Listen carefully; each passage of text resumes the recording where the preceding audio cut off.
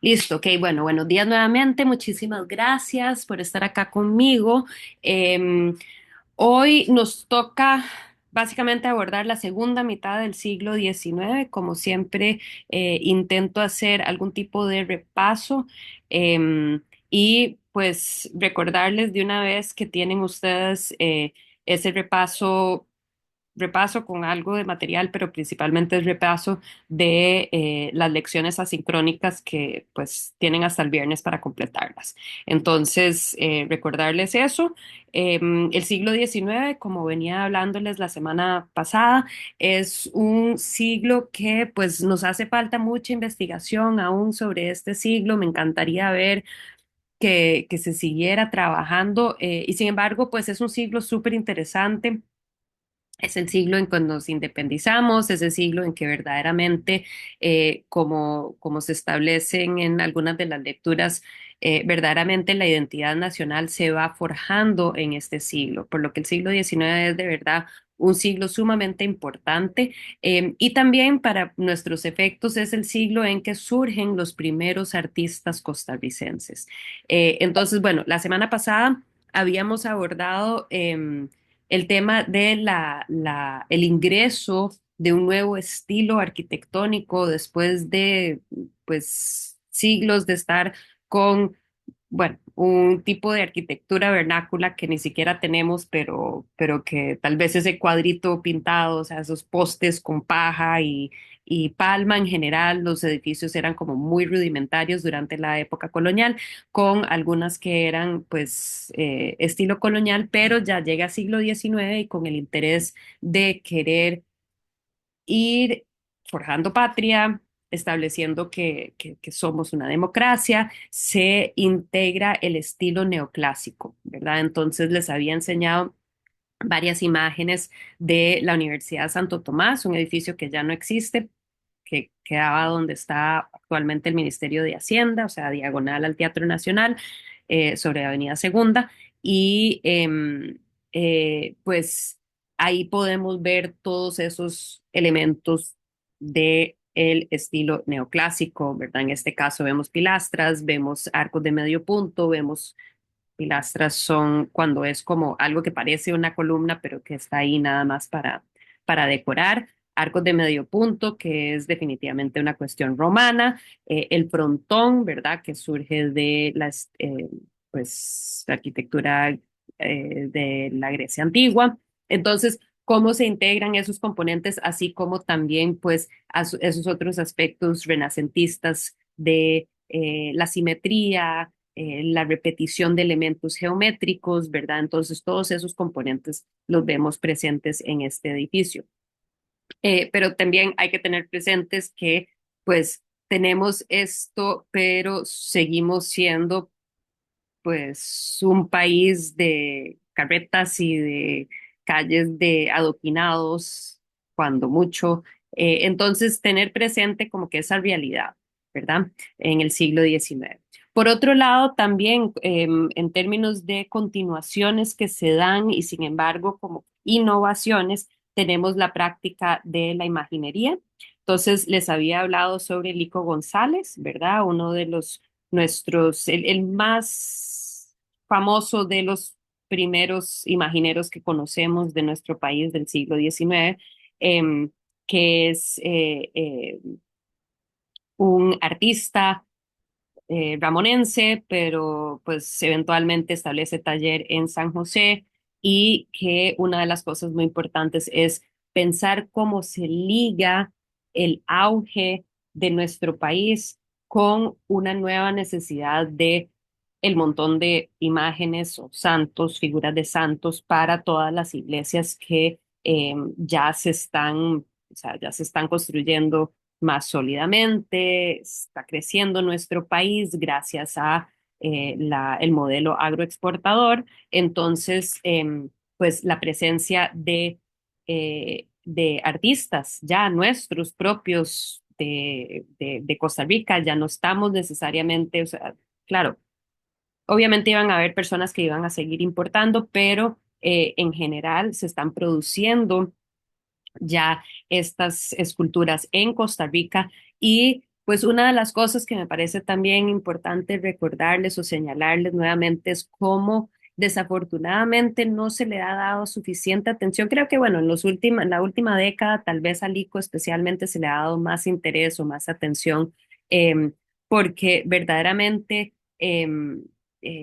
pues es un artista. O sea, esa capacidad expresiva que logra en sus imágenes, en sus esculturas, es verdaderamente muy, muy impresionante, especialmente considerando que aquí no es que tenía una gran escuela de donde aprender, ¿verdad? Entonces, se asume que habrá salido, habrá tenido algún enlace con probablemente la escuela guatemalteca, que es donde provenían la mayoría de las esculturas, pero que en este caso, pues también tiene todo un componente de autodidacta, para crear toda esta serie de muchos cientos de esculturas que se le han atribuido a él. Entonces, súper importante eso. También el inicio de un arte laico. Entonces, eso es importante, ese término laico significa un arte que no es religioso, ¿verdad? Que en Costa Rica, pues básicamente casi todo el arte que había antes de este siglo, antes de básicamente mediados del siglo XIX, todo era religioso y cómo vamos a empezar a ver artistas como Juan Mora González, quien va a utilizar el estilo o la técnica de la madera policromada, normalmente utilizada en la creación de la imaginería, pero la va a usar para crear retratos, ¿verdad? Entonces, pues aquí doña Petronila, que me encanta, doña Petronila, pues también les había comentado que Juan Mora González era como, se le conocía como por ser medio bohemio, entonces uno puede imaginarse esta figura ahí como medio extraña en el pueblo, que está haciendo este tipo de esculturas y que está haciendo unas cosas ingeniosas, como por ejemplo integrándole botones reales, pelo real para las pestañas, aretes, ¿verdad? Entonces todos esos componentes dentro de la escultura, así como pues ojos de vidrio, que eso es algo común en la imaginería, pero que le da mucha vida a estas esculturas. Em, y bueno, también les había abordado Fadrique Gutiérrez, artista que pues tuvimos la oportunidad de ver esta escultura, la Venus, en el Museo Nacional y que en este caso, pues la Venus definitivamente, pues ejemplo de un arte laico que además ni siquiera es retrato, sino que ya es integrando algo que se aleja por completo de la religión, de ese retrato y empezar a integrar un tipo de arte que, o sea, algo que básicamente se hace por el arte, por querer representar algo distinto, algo, traer como que nuevas ideas, y que, pues, como les había comentado, tanto en el museo como cuando vimos la figura la semana pasada, súper controversial por su desnudez, ¿verdad? Y entonces que muchos de los muchachos empezaron a agarrar a pedradas esta escultura, la tuvieron que remover de su sitio original en un sitio público. Y pues también en el Museo Nacional habíamos visto el retrato de Fadrique Gutiérrez, el retrato de Próspero Fernández hecho por Fadrique, y que creo que la semana pasada habíamos hablado bastante sobre la diferencia entre esta escultura y esta otra escultura de Francisco Durini, ambos de Próspero Fernández, pero esa diferencia, ¿verdad? La diferencia entre un estilo que creo que fue Paula que había mencionado, quizás otra compañera que había mencionado, el hecho de que, pues si tuviéramos escuelas, si hubiéramos tenido también los materiales que permitieran y las herramientas que permitieran que tallaran los artistas de esta manera, pues parece que ya teníamos artistas que eran capaces de lograr eso y sin embargo, pues hay que tener presente que básicamente nuestro mundo de arte sigue en este periodo en pañales, ¿verdad? Y entonces,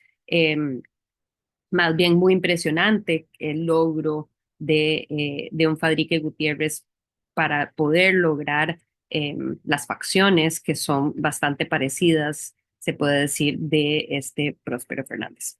Entonces, bueno, con eso dicho, abordamos la preferencia que se establece entre la élite, la oligarquía, por este estilo neoclásico presente en, en el arte. Entonces van a preferir un Durini, entonces mandan a traer o les piden que hagan más esculturas de este estilo y lo volveremos a ver ahora cuando abordamos lo que es el Teatro Nacional.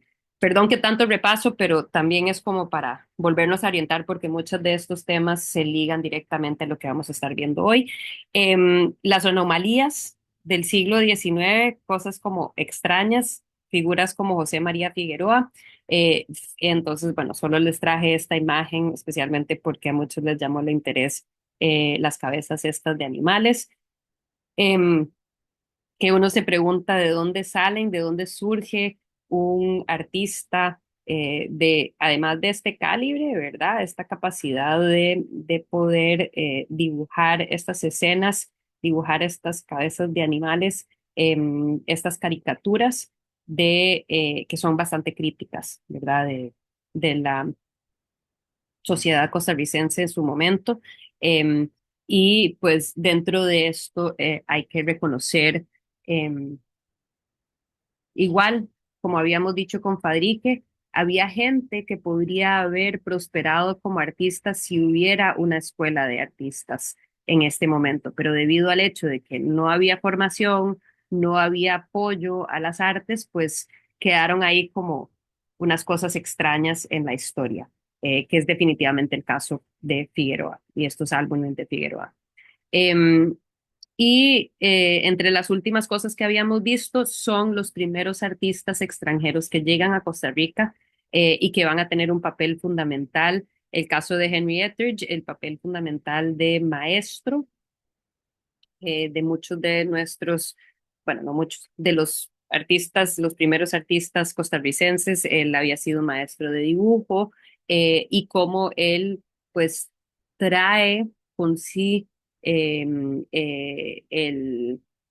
estilo académico, ¿verdad? Y con las enseñanzas estrictas de la academia, habiendo pues aprendido de esa forma. Entonces tenemos figuras como Henry Etheridge, así como Aquiles Bigot, ¿verdad? Entonces Aquiles Bigot principalmente contratado para crear muchos de sus retratos, en algunos casos retratos póstumos de los fundadores del país y que podemos pensar qué tan importante era también el hecho que él establece la primera, eh, las primeras obras para esta serie importante que existe actualmente en la Asamblea Legislativa de todos nuestros líderes del país. Entonces, igual, un artista francés que había sido académico, o sea, había aprendido en la Academia de Beaux-Arts en Francia, y cómo encuentran algunos de estos europeos, así como habíamos visto con Franz Kurze, que no lo traje ahorita a la mesa con el Palacio Nacional, pero estos artistas, arquitectos, ingenieros europeos que sienten que Costa Rica es como ofrece, tiene bastante potencial y se vienen y se establecen acá, y como nuestros líderes del país dicen, uy, sí, por favor, vengan europeos, nos encanta que estén acá y queremos que nos ayuden y que nos colaboren para establecer patria, pero integrando ese estilo europeo, ¿verdad? Como para, de cierto modo, elevarnos en cultura según ellos. Entonces, creo que básicamente ahí, hasta ahí habíamos llegado con lo de la semana pasada. Eh, no sé si hay algo que alguien quisiera añadir o agregar o preguntar en relación a este repaso. Fue un repaso un poco largo, sé que lo era, pero sí, vamos a ver continuidad hoy con todos estos temas. Entonces, preguntas, dudas, comentarios, opiniones.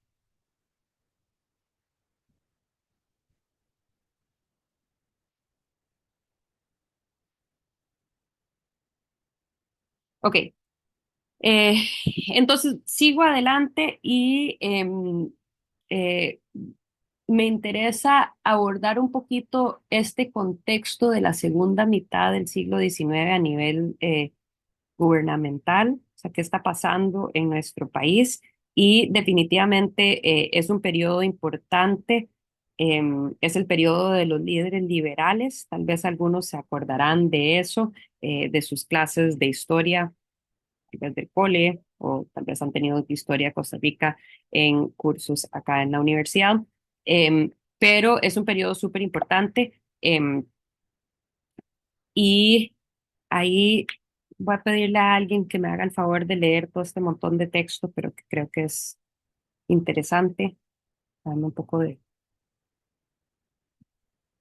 Alguien que se anime a leer. Gracias, Diego. Gracias. Adelante. Bueno, un impulso, bueno, sí, un impulso hacia la modernización ocurrió en la segunda mitad del siglo XIX, durante la dictadura de Tomás Guardia, y sus sucesores Próspero Fernández y Bernardo Soto. Conocidos como el Grupo Olimpo, los liberales, aunque duros a veces para suprimir los intentos de golpe de Estado, acogieron con beneplácito las reformas que alterarían para siempre el curso de la nación. Los ferrocarriles, utilizados principalmente para la industria, pero también para la nueva costumbre entre los ricos del turismo nacional, mejores medios de comunicación, una nueva constitución que se mantendría vigente durante casi 80 años, la abolición de la pena de muerte, la incorporación del sistema métrico, la aprobación de nuevos códigos civiles y penales, un aumento en el servicio civil y puestos de policía, la creación de registros de nacimientos, matrimonios y defunciones, aumento considerable de escuelas y colegios. Muchísimas gracias. Entonces, dentro de esta vertiente o pensamiento liberal, Costa Rica se alinea con muchos de los otros países de la región, ¿verdad? Que andan en las mismas, y que dentro de eso podemos considerar también que hay un deseo de alejarnos de ser, digamos, liderados o organizados, se puede decir, por la iglesia. Entonces, por ejemplo, dentro de esto de la creación de registros, el registro civil, básicamente, el registro de nacimiento, matrimonios y defunciones, todo eso era algo que los llevaba a la iglesia hasta este momento. Entonces, el país decidiendo y tomando las riendas sobre ese tipo de organización social es importante. La importancia de las escuelas y colegios, por ejemplo, aquí este es el momento en que deciden eh, eh, cerrar la Universidad de Santo Tomás, ese edificio que habíamos visto al inicio de la clase de hoy, eh, precisamente porque dicen, ¿para qué necesitamos una casa de enseñanza superior si la mayoría no tiene educación? Entonces hay un gran impulso hacia la creación de escuelas primarias en todo el país, ¿verdad? Bueno, eso es algo que va a seguir por varias décadas de querer establecer esa base de educación para la mayoría. Esto me encanta, la abolición de la pena de muerte, o sea, estábamos tan avanzados desde este momento, de finales del siglo XIX, para integrar ese tipo de cambios. Y bueno, todos esos son algunos de los cambios. Claramente hay muchas cosas criticables, entre ellos, por ejemplo, pues este es el momento en que inicia la agroexportación bananera, ¿verdad? Y que ahí, pues, cosas que hacían era como que les regalaban tractos grandes de tierra a extranjeros, norteamericanos, mamita Yunay, o sea, ya eso llegará a ser un problema entre la primera vanguardia, las décadas 30 y 40, pero en general podemos ver cómo habían estas iniciativas para ordenar, organizar el país. Em, y dentro de esto, lo que me interesa señalarles es también este empuje hacia un nacionalismo que se logra a partir también de instituciones nacionales. Entonces, la primera institución nacional es el Archivo Nacional, pues precisamente para ir eh, pues organizándonos. Y después, como habíamos abordado cuando fuimos al Museo Nacional, uno de los primeros, interesantemente, es el Museo Nacional, 1887. La Biblioteca Nacional, 1888. Sí, Diego, adelante. Profe, perdón, tal vez se sale un toquecito del tema, pero sí tiene como que ver. Em, bueno, aquí hay obviamente, una considerable distinción entre, bueno, en que, como usted dijo, el Estado está tomando las riendas de aspectos como formales y se está separando de la Iglesia. Ujú, Este es entonces el periodo en donde Costa Rica se consideró como un Estado laico. Es que yo me acuerdo de estudios sociales, ¿verdad? En ujú. cuarto, quinto grado, que me enseñaron eso, que hubo un periodo en donde hasta que se definió en la Constitución que o sea, que el Estado es, o sea, la religión oficial del Estado, la religión católica, hubo un tiempillo en donde nosotros tratábamos de ser laicos completamente y ahí se trabajaron la minería y un montón de cosillas ahí raras que no nos sirvieron mucho, pero ¿es en este periodo o cuándo se da Sí, eso? sí, Ah, definitivamente ok. es en este periodo, o sea, sí, como decís, o sea, nos establecemos como un país donde la religión oficial es católica, pero definitivamente ya la iglesia no va a tener las riendas, por ejemplo, sobre la educación Mm, ok, y otros aspectos importantes que nos van a distanciar pues, de ese dominio de la iglesia sobre el manejo, digamos, del país y que más bien entonces va a ser el Estado que va a tomar las riendas sobre la educación, entre otras cosas, ¿verdad? Entonces, sí, definitivamente es en este periodo. No le podría decir en qué momento éramos específicamente, o sea, esa búsqueda de totalmente eliminar la iglesia de la figura. Ahí, si alguien lo encuentra, nos puede decir. Em, en qué momento había sido eso. Yo siento o asumo que tal vez habrá sido en este momento y que se dieron cuenta, bueno, y tampoco funciona muy bien porque seguimos siendo un país bastante devoto, ¿verdad? A la religión, pero definitivamente aquí es en el momento que se separa la iglesia de, digamos, de cualquier decisión política. Ya ellos van a salirse de esa posibilidad. Em, entonces, sí, es en este momento. ok, Em, muchas gracias, profe. Ujú. Entonces, pues creo que eso es un tema además súper importante, ¿verdad? En donde queremos establecer el Estado, un Estado laico que aunque definitivamente la religión oficial va a seguir siendo el catolicismo, pero sin embargo ya todas estas instituciones, por ejemplo, es precisamente para crear lugares para llevar la batuta en relación a diferentes temas, precisamente como para que el Estado esté a cargo en vez de que se pueda decir que la iglesia esté a cargo. Y uno se podría imaginar qué tan loco habrá sido para la gente que vivió en ese momento, ¿verdad? Que estaba más acostumbrada a que la iglesia, por ejemplo, llevara los registros de nacimiento y todas esas cosas, o matrimonios y tal, y cómo de repente va a ser el Estado y ese deseo de crear este nacionalismo a través de todas estas instituciones y que a mí me parece súper interesante, entretenido pensar que es precisamente esta década en general, la década de los ochentas y noventas, en donde vemos todo nacional. Entonces está el Archivo Nacional 1871, el Museo Nacional 1887, la Biblioteca Nacional 1888, eh, eh, y entre otros vamos a ver la Escuela Nacional de Bellas Artes, el Teatro Nacional, el Monumento Nacional, el Parque Nacional, todos estos entes nacionales precisamente por este deseo de generar país, ¿verdad? O sea, aunque llevamos ya décadas de ser independientes, va a ser definitivamente bajo los liberales que hay este gran empuje hacia crear esa sensación de nación. ¿verdad? Aquí pueden ver una foto de la Biblioteca Nacional. Esta fue construida en 1907, entonces no fue el edificio original, pero también, entre otras cosas que es interesante señalar, es que aquí es donde se van a recibir todos esos libros que habían sido parte de la Universidad de Santo Tomás, que cierra las puertas en 1885, precisamente por eso que les había comentado, que decide el Estado y para qué eso sin tener pues o sea, más énfasis en la educación primaria de todos los costarricenses. Em, Este es el Monumento Nacional. Supongo que la mayoría conoce este monumento. Queda en el Parque Nacional.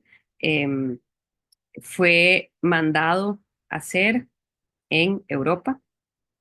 Habíamos visto la maqueta en el Museo Nacional. Esa maqueta no fue una maqueta original, fue una maqueta que mandaron a hacer precisamente para la curaduría de la exposición, em, para que la gente pudiera verla más de cerca.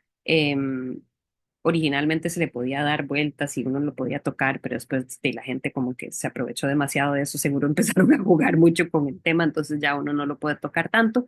Em, pero como habíamos comentado en el museo, pues lo interesante es considerar la temática, ¿verdad? Entonces, creo que es fundamental pensar que nuestro monumento nacional lleva de tema la campaña nacional de 1856-57.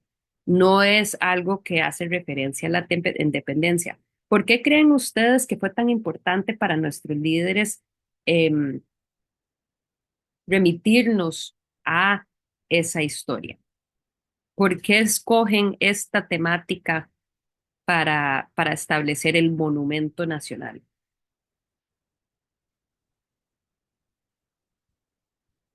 Sí, Pablo. Bueno, profe, yo tengo entendido que es parte de la conformación de una identidad nacional, tomando en cuenta que Costa Rica, digamos, como se independiza parte de toda la Capitanía General de Guatemala, y cuando nos llega la independencia realmente no hay como una ruptura concreta y, digamos, fundamentada entre el antiguo régimen y un nuevo régimen. Entonces genera como digámosle, como conflicto interno de qué somos, porque digamos, en el momento de la independencia muchos seguían con un sistema español, muchos seguían pensando en una mentalidad un poquito de colonia, bueno, un poquito bastante de colonia. Es con esta campaña nacional que realmente el tico tiene que decir, mira, somos esto y vamos a defender nuestra identidad nacional, bueno, identidad nacional y también defender la parte territorial. Entonces creo que cuando ya digamos, los gobiernos del Olimpo quieren hacer una identidad nacional, recurren a la campaña nacional como forma de decir, mira, aquí consolidamos la independencia. Muy bien, exacto. O sea, porque era difícil decir que nosotros nos independizamos porque definitivamente, bueno, nos mantuvimos como una federación de estados centroamericanos por más de una década, ¿verdad? Entonces, con la independencia no es que estuvimos totalmente independientes todavía en el sentido de haber sido pues ya una nación, eso nos llega hasta la década de los 40, 1840, que ya Costa Rica se establece, todos los otros países de Centroamérica y Costa Rica entre ellos se establece como un país independiente. Entonces, por ahí, ¿verdad? Pensar que esa independización de España no fue algo, además, sí hubieron los que lucharon, o sea, no es cierto que no hicimos nada para recibir nuestra independencia, o sea, hubieron los pensadores costarricenses que formaron parte de aquellos que, pues, en términos ideales, empujaron para recibir la independencia, pero no hubo una batalla, ¿verdad? Y Costa Rica, pues ni siquiera recibe, nos independizamos el 15 de septiembre, pero ni siquiera recibimos la noticia hasta octubre en Costa Rica. Entonces, definitivamente es difícil considerar esa fecha de independencia como ese momento de verdaderamente, como dijiste, Pablo, muy bien dicho, como de conformar verdaderamente nuestro estado independiente, nacional, en donde nosotros mismos pues tomamos las riendas de nuestro propio futuro, ¿verdad? Entonces, sí, Sasha, Ah, perdón, es solo un comentario pequeñito, pero adelante, por hay favor. una frase que dice que cuando uno está viviendo historia o cuando uno está viviendo un cambio grande, ese día se siente como cualquier otro. O sea, muchas veces en el mismo shock uno llega y no sé, sale, nos independizamos y así, pero la vida sigue. Entonces me imagino que sí tuvo que ser un cambio gradual, más que todo porque la gente tiene que procesar todo lo que acaba de pasar. Correcto. Y procesarlo y como que sí, digerirlo, decidir, ok, ahora qué hacemos, ¿verdad? ¿Cómo hacemos? ¿Qué hacemos? Y mientras que, de cierto modo, una guerra va a ser, aunque es interesante pensar que la campaña nacional, eh, pues muchas veces pensamos, ay, eh, Juan Santamaría eh, quemó el mesón y de ahí ya ganamos. No, hombres, eso fue, o sea, faltó un año más de contienda contra los filibusteros y demás. No fue una cuestión así como que así de sencillo, em, pero definitivamente, eso fue algo probablemente mucho más traumático. ¿Verdad? O sea, algo que, como decís, Sasha, o sea, cuando uno está viviendo, y definitivamente en el caso de nuestra independencia, como que nos llegó la noticia, pero no hubo algo, un encuentro bélico, algo así que pudiéramos decir, ok, ese fue el momento, ¿verdad? Sí, fue la campaña nacional y hay que pensar que todavía, eh, o sea, ya eran décadas después de que se había vivido eso, pero hay que pensar de los abuelos todavía se acordaban de eso, ¿verdad? Los abuelos de aquellos que estaban ahí. Entonces, qué tan importante señalar esta lucha para mantener nuestra independencia. Sí, Diego, adelante. Perdón, profe, No, no, lo sigo porfa. interrumpiendo. Es No, que, no. vieras que, bueno, quería aquí o sea, con esto que estamos viendo de cuánto nos duró la independencia en llegarnos, digamos, y en realizarla completamente.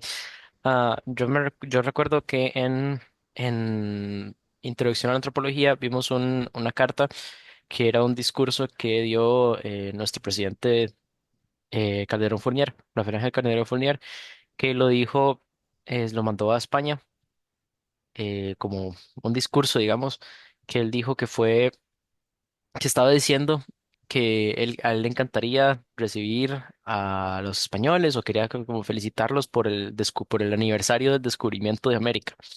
Era como el aniversario de la cumbre iberoamericana, una cosa así, y él estaba diciendo de que él estaba muy orgulloso de que o sea, el primer como no choque, sino como el primer contacto, perdón, ahí está la palabra, que tuvimos fue un contacto súper pacífico. Aquí, que en Costa Rica no había casi nada de población indígena con la llegada de los españoles.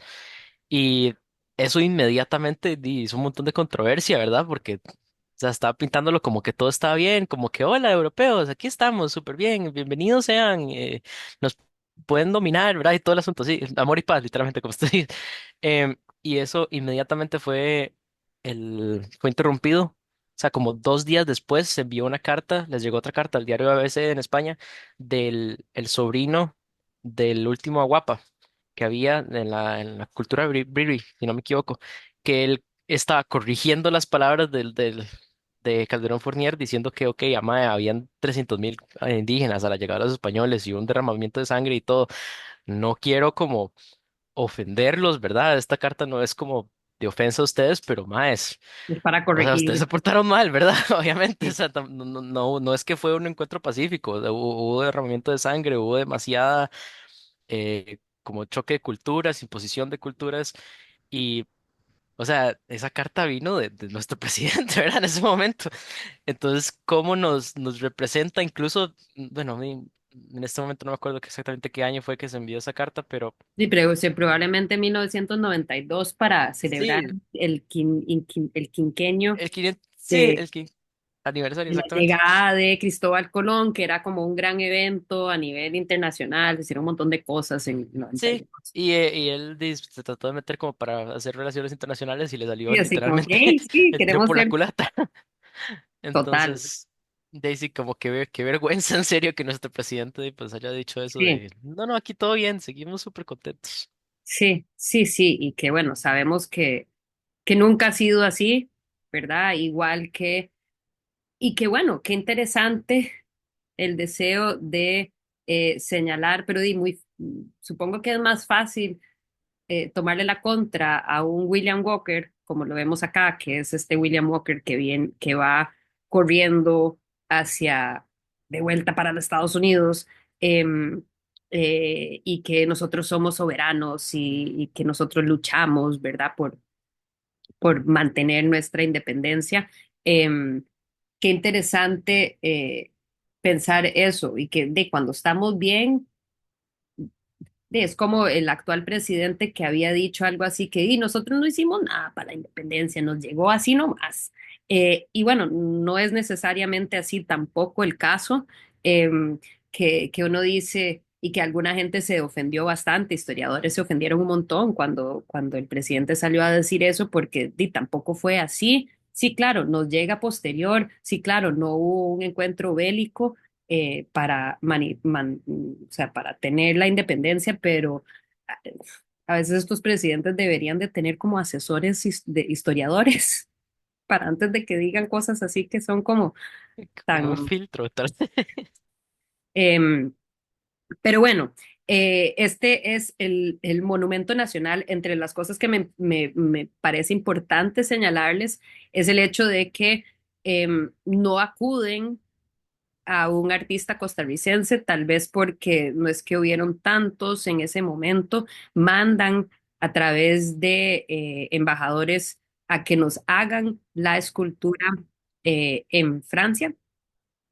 Entonces, mandan en el 90-91, dentro de todo este auge nacionalista, ¿verdad? Y queremos esto, Archivo Nacional, Biblioteca Nacional, Parque Nacional, Teatro Nacional, todo esto nacional, y llega unos cuantos años después. Aquí podemos ver la foto de cuando se emplaza, y me encanta esta foto porque se ve todo grande, el Monumento Nacional, ¿verdad? Pero hoy en día cuando vamos, como que aún ahí no se ve tan inmensamente grande porque hay todas estas otras construcciones, los árboles están muy grandes, ¿verdad? Entonces no se ve tan grande, pero, pero bueno, fue muy importante, es en un sitio además bastante importante porque el ferrocarril al Atlántico, que era la principal entrada de muchas personas que llegan de afuera del país, además de, obviamente, pues, la producción, o sea, todas las agroexportaciones, pero cómo este va a ser un sitio importante para cualquier persona que llega al país y tenía que pasar por acá, ¿verdad? Iban a ver este gran monumento, y bueno, la foto en sí me encanta pensar que se inaugura un 15 de septiembre, pero igual, o sea, es importante pensar un 15 de septiembre, el día que se había seleccionado para que funcionara, porque en su momento era todo un tema que en qué momento se va a celebrar la independencia. Ahorita no me acuerdo qué año se define que se celebra el 15 de septiembre, si fue como que en la década de los 40, 1840, 50, porque hasta que nuestros líderes no sabían, bueno, establecemos la fecha de independencia el 15, que es el mismo de todos los otros países centroamericanos, lo establecemos en octubre cuando nos llega la noticia, o lo establecemos en diciembre cuando se firma. y se establece como una primera constitución, pero bueno, decidieron eventualmente que un 15 de septiembre, ¿verdad? Y pensar que, bueno, es el monumento nacional, un 15 de septiembre, Día de la Independencia, pero que celebra el evento de 1856. Y aquí, bueno, podemos ver las diferentes figuras presentes en la escultura. Déjame quitar aquí esto. Entonces, este es William Walker todo avergonzado, huyendo, la gente muerta, ¿verdad? Costa Rica y Nicaragua. Costa Rica lleva un gorro frigio. Aquí lo podemos ver un poco mejor. Esta es Costa Rica, ¿verdad? Si se acuerdan la maqueta, debería de sacar una foto de la maqueta, porque tal vez sea un poco más fácil de ver la imagen. Pero bueno, está, la figura más grande es Costa Rica, aquí no la estamos viendo, pero Costa Rica está apoyando sosteniendo, aquí vemos la mano de Costa Rica sosteniendo a una Nicaragua que se está cayendo. Hay que pensar que Nicaragua había sufrido, había estado, o sea, William Walker se había establecido como creo que emperador o presidente de Nicaragua por ese tiempo. Entonces ya Nicaragua había como que caído ante los filibusteros. Y están los otros países centroamericanos atrás. Aquí podemos ver con hacha es Guatemala y del otro lado podemos ver El Salvador, que aquí, bueno, no podemos ver muy bien El Salvador, y está Honduras, que está con arco y flecha, que creo que es el que está en el centro. Entonces, importante porque parte de el gane, digamos, hoy en día, nuevamente, nosotros pensamos que es gracias a Juan Santamaría que ganamos la campaña nacional, pero no, no fue así, sino que también, o sea, dentro de esto hubo Costa Rica se puso de acuerdo con Guatemala, Honduras y El Salvador, que como que atacaron del norte y nosotros atacamos del sur, entonces quedaron así como atrapados un poco los filibusteros y ya ahí es donde se fueron, ¿verdad? Entonces, es interesante ver cómo el Monumento Nacional celebra eso, ¿verdad? Es una escultura que definitivamente sigue la corriente, podríamos decir, como una escultura romanticista, para aquellos que están llevando siglo XIX ahora, ¿verdad? Porque es muy dinámica y es como que, pasaba en el momento, ¿verdad? Pero que ese era como que además siguiendo un estilo definitivamente académico en el sentido de, pues, cuerpos muy anatómicamente correctos, ¿verdad? Todos estos componentes que definían la Academia de Bellas Artes en Francia y que, pues, Carrier Belleuse es un artista francés que por cierto, el taller de fundición que hizo esta escultura es el mismo que donde se mandaban las esculturas de Rodin. Entonces, imagínense, ¿verdad? O sea, ahí es donde nuevamente pensar en este embajador que va y busca entre los más importantes artistas de Francia para hacer esta escultura para nuestro país. Pero definitivamente no es un costarricense y además no es alguien que tiene ningún conocimiento sobre Costa Rica que está haciendo esta escultura. Igual podemos decir de Aristide Croacy, quien igual mandan a pedir esta escultura de Juan Santamaría, igual en estos mismos momentos de establecer esta sensación de nacionalismo, de como fervor nacionalista, y que aquí nuevamente les pregunto a ustedes, o sea, son los liberales que deciden que nuestro principal héroe nacional va a ser Juan Santamaría, ¿verdad? No es Juanito Mora, no son otros generales, que hubieron un montón de personas muy importantes que llevaron y que lideraron las batallas importantes, pero ni siquiera sabemos sus nombres. Hoy en día, el que conocemos es Juan Santamaría. Entonces, ¿por qué creen ustedes que los gobernantes habían seleccionado a este Juan Santamaría para ser nuestro héroe nacional? Sí, Sasha. Bueno, yo había visto algo de esto en estudios sociales hace ya años, pero de que esta figura de Juan Santamaría puede que no haya sido ni una persona, sino un tributo a los soldados. O sea, el héroe no era el presidente y no era ni el general, sino que era un soldado cualquiera de un país que no tenía guerreros y que era un campesino como cualquier otro. Exacto. Entonces, sí, sí, por eso llegan, porque así el pueblo se podía ver en la estatua. Eso. Exacto. O sea, pienso yo que tan que tan estratégicos eran a la hora de establecer este héroe, ¿verdad? Un héroe que todos nos podemos sentir identificados de cierto modo con Juan Santamaría, porque no es presidente, no fue presidente, no fue general, fue una persona común y corriente. Ha habido, como decís, como que se pregunta la gente si había existido o no. Sí, Juan Santamaría efectivamente sí, sabemos que existió, sabemos que murió en, en Rivas, ¿verdad? Em, pero y sabemos, por ejemplo, uno puede ir a, cuando uno va al Museo Histórico-Cultural Juan Santamaría en Alajuela, ahí hay unos documentos que enseñan además la pensión que le daban a la mamá de Juan Santamaría debido a que murió el hijo en batalla, ¿verdad? Y entonces a ella le dan una pensioncita después de que se le muere el hijo.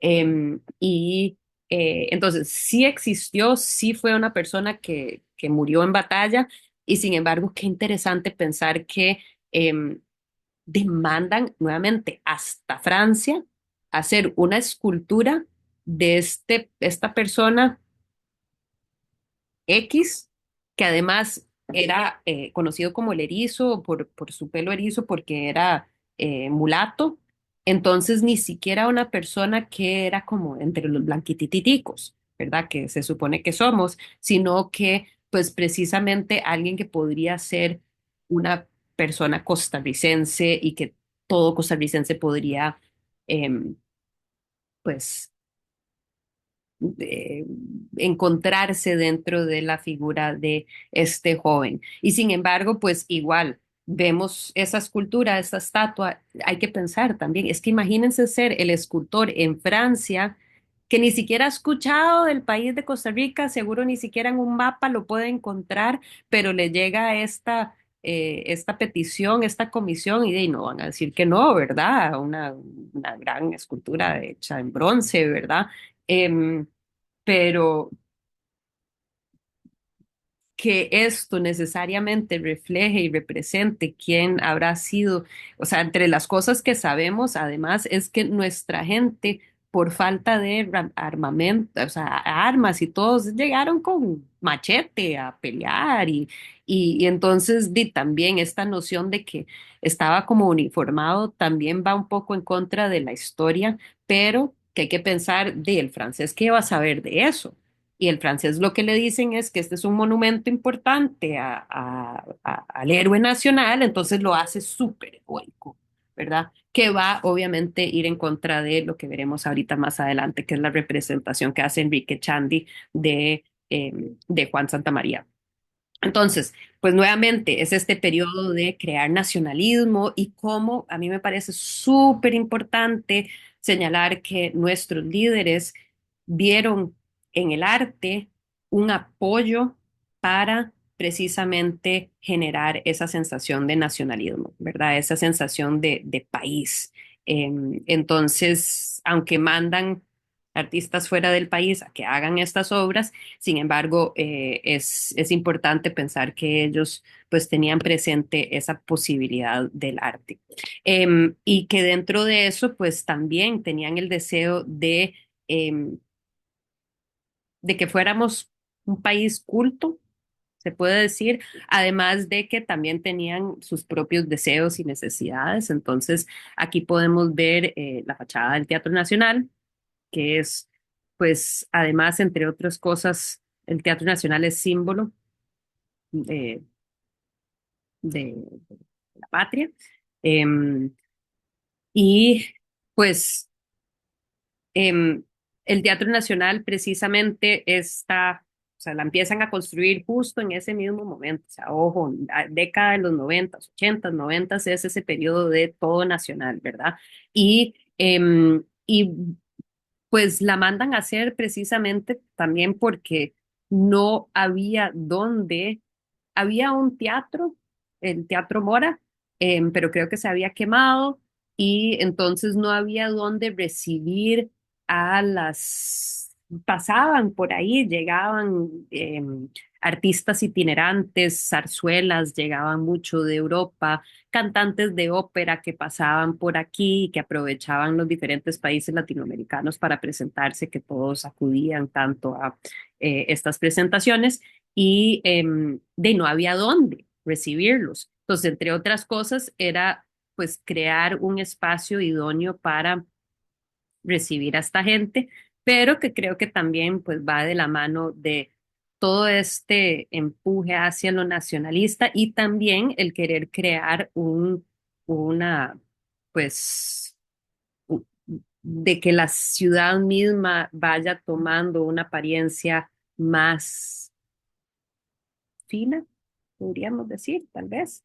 Entonces, definitivamente, en términos de estilo, este edificio, o sea, en términos de estilo, se conoce como el estilo Beaux-Arts o Bellas Artes, que era precisamente el boom de ese momento en arquitectura en Europa, conocida también como la arquitectura ecléctica, porque lo que es pues básicamente un mejunje de todos los elementos estilísticos de la arquitectura de diferentes momentos y periodos de la historia. Entonces integra cosas que son tanto pues del estilo clásico, pero también hay componentes que son como muy barrocos y hasta aspectos que son como rococó, ¿verdad? Entonces mezclan todo eso en un gran edificio que además eh, es un edificio que es como una versión mini de la Ópera de París, o sea, el edificio de la Ópera de París. Entonces, imagínense qué interesante.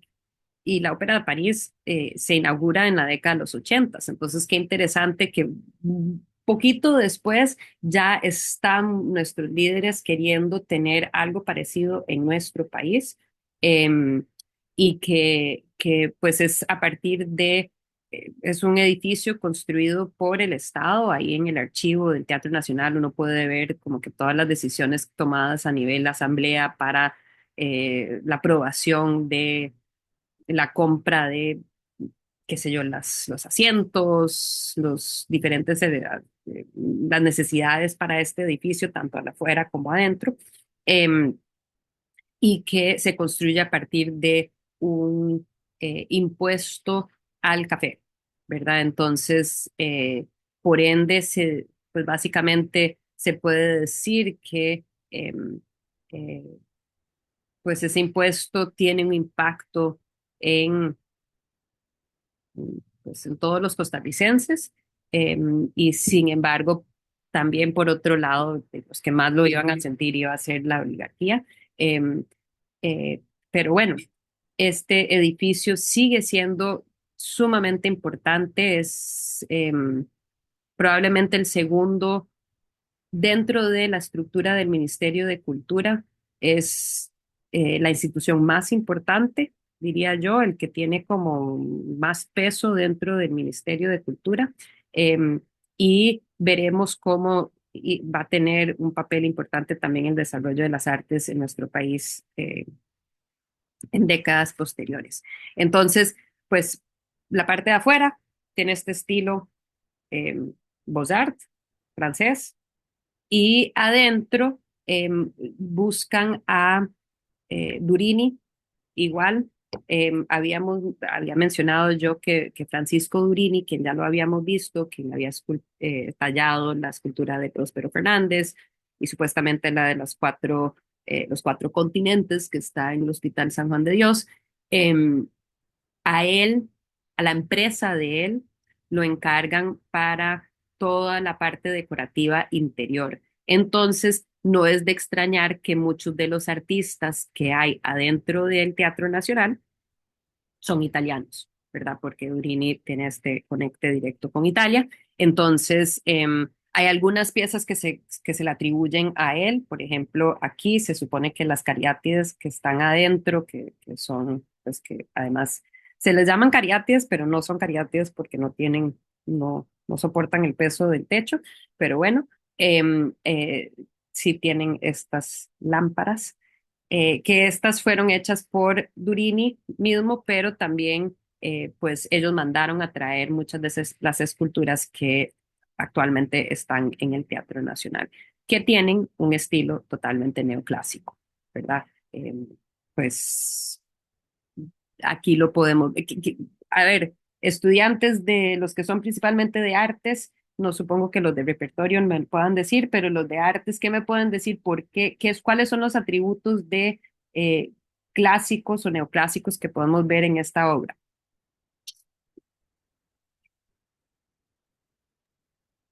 Bueno, yo primero que todo noto el contrapposto de la figura. Bien, súper. ¿Quién acaba de hablar? Perdón. ¿Quién fue Paula? Johanna, Ana. Ok, muy bien. Entonces tenemos el contraposto.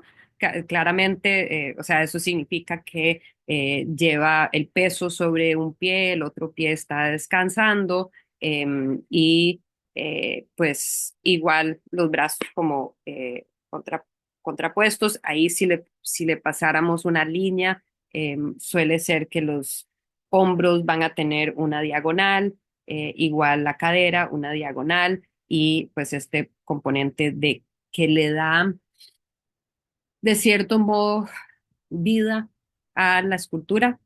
Entonces, ese aspecto de contraposto. ¿Qué más? Sí, Pablo.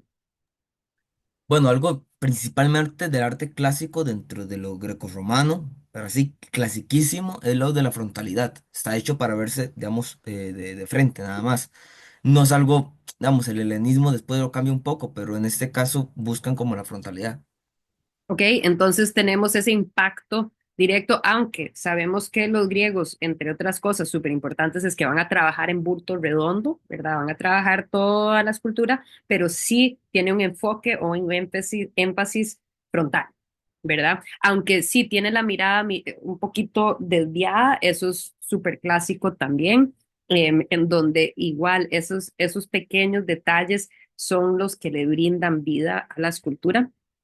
Em, pero bueno, entonces tenemos ese aspecto. Términos de lo neoclásico, eh, sabemos que los griegos pintaban sus esculturas, pero en el siglo XVIII, XIX, pues no pintaban las esculturas porque pensaban que eran así, que eran como más elegantes de esa manera. Entonces, bueno, definitivamente el siglo XIX, muchas de estas esculturas están hechas en mármol y se les permite o se les deja en blanco. Em, y pues es una escultura bastante sólida, estática, equilibrada, armoniosa, ¿verdad? Entonces, todos estos aspectos son parte de esta escultura que uno podría decir básicamente lo mismo para esta y todas las otras esculturas que se encuentran dentro del Teatro Nacional. La única obra de arte en todo el Teatro Nacional creada por un artista costarricense es la escultura de Juan Ramón Bonilla, quien más bien yo debería de darle más énfasis a él como uno de los primeros artistas costarricenses. Juan Ramón Bonilla. Más bien, ¿sabes qué? ¿Saben qué? Voy a detenerme acá, ya llevemos más de una hora de estar conectados con todo y las interrupciones, entonces voy a pausar un momento que aquí. Listo, entonces, veníamos hablando del Teatro Nacional y cómo dentro del Teatro Nacional están principalmente, bueno, casi todos los artistas son extranjeros, muchos de los cuales ni siquiera habían viajado o conocían Costa Rica y que eso fue por encargo de la empresa de Durini que manda traer pues esculturas, pinturas, etcétera. Una de las pinturas más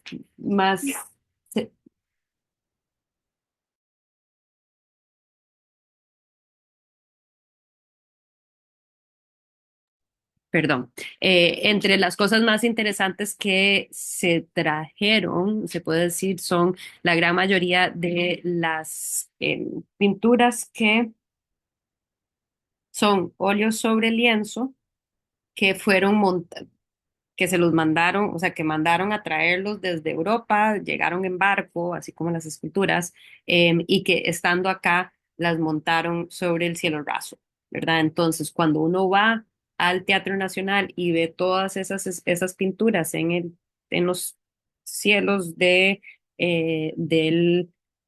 edificio, pues todas esas fueron creadas en Europa, traídas acá, pegadas acá. No son frescos sobre el techo como pues podrían ser en otros lugares, ¿verdad? Entonces, em, perdón por la imagen en términos de que ven las luces, pero que quería darles a ustedes la noción de cómo es ver uno de los cuadros más o pinturas más famosas dentro del Teatro Nacional, se conoce como la alegoría al café y el banano, que es esta imagen. Para muchos de nosotros era muy conocida porque era la imagen del billete de 5. Hoy en día, desafortunadamente, ya mucha gente no, o sea, los jóvenes, muchos de ustedes tal vez ni siquiera reconocen la imagen o saben del billete de 5, pero bueno, por mucho tiempo fue como una de las imágenes más icónicas de Costa Rica y que nuevamente es como muy interesante pensar cómo imágenes icónicas fueron creadas por artistas que ni siquiera estuvieron y ni siquiera llegaron a nuestro país, no conocen nada de nuestro país y sin embargo, pues por encargo se les da alguna información básica y a partir de eso pudieron crear las imágenes, las esculturas, o en este caso, esta imagen. ¿Por qué es tan importante? Pues porque celebra el modelo económico que se desarrolló en el siglo XIX y que verdaderamente llevó a que creciera el país, que hubiera cierto nivel de desarrollo en el país, que es el modelo económico agroexportador, ¿verdad? Entonces empieza todo eso con el café y pues posteriormente tenemos el banano. ¿Verdad? Costa Rica siendo, si no me equivoco, el primer Banana Republic que hubo en Latinoamérica y que de aquí el éxito que hubo en Costa Rica los lleva a sembrar banano en otros países latinoamericanos, Colombia, El Salvador, ¿verdad? Otros países empiezan a desarrollar el cultivo del banano, pero si no me equivoco, fuimos los primeros en ese desarrollo de esa industria. Entonces, les pregunto a ustedes, ¿qué notan, qué ven, qué sienten, qué representa a nuestro país? ¿Qué son cosas, detalles de la imagen que les parecen que son importantes? Em, el artista es Aliardo Villa, un artista italiano, como les digo, nunca había llegado a Costa Rica y además firma el cuadro Milano, entonces, o sea, es un artista milanese, lo pinta en Milán, y sin embargo es esta alegoría a este modelo agroexportador. Entonces, ¿qué son cosas que a ustedes les gustaría señalar, que notan, qué es lo que está pasando en esta imagen, qué nos está tratando de representar? Sí, Paula, adelante. Yo siento que se representa mucho la idea de la Costa Rica blanca, sobre todo como las mujeres, siempre de eso, de que las mujeres eran las más bellas y no sé qué, porque la mayoría son blancas, honestamente. Se ven más personas, bueno, tal vez hay una persona negra a la izquierda, pero no se ve ninguna mujer negra, no se ven mujeres morenas incluso. Eh, no, ni siquiera las chiquitas, bueno, que se ven como más jóvenes, no se ven morenas, se ven como lo que dice la gente trigueña, que yo creo que ya es un término súper desfasado, pero bueno, una persona blanca medio bronceada, eso es lo que yo veo. Entonces Ujú. diría que se representa demasiado esta idea que en Costa Rica la gente es mayoritariamente blanca. Creo Yo que, se pregunta si mandaron a decirle al artista, sí, aquí todos son blancos. ajá, me Entonces hace pensar pinte, eso, porque es como la idea que se exporta al exterior ujú, también. exacto. Eh, Así que yo observo eso. Ok, entonces vemos a estas mujeres. ¿Qué más sobre esas mujeres? ¿Qué más me puedes decir? Además de ser blancas, ¿qué más? ¿Cómo están? ¿Qué ¿Qué notan de Yo esas siento que están mujeres? como para estar haciendo trabajo de campo, están muy bien vestidas. Ajá, están bien vestidas, están Ujú. felices. O sea, yo después Felices, de sí. muchas horas de estar cogiendo café, no creo que voy a estar así como tan sonriente y feliz, No, ¿verdad? no, se ve muy elegante. No es que elegante, no, pero se ven como muy, como que si fuera muy fácil lo que están haciendo, casi como si Exacto. fuera un día de paseo. Como que vamos a salir a coger café, como si no fuera de un arduo trabajo que verdaderamente, y además no muy bien pagado hasta la fecha. Entonces, pues sí, definitivamente. Además, como agarran, sujetan esos canastos, o sea, definitivamente no estamos ante una persona que haya visto y sin embargo es precisamente esa ilusión o como que esa imagen que se quisiera pensar que es la realidad de la Costa Rica cafetalera. Sí, Pablo, adelante.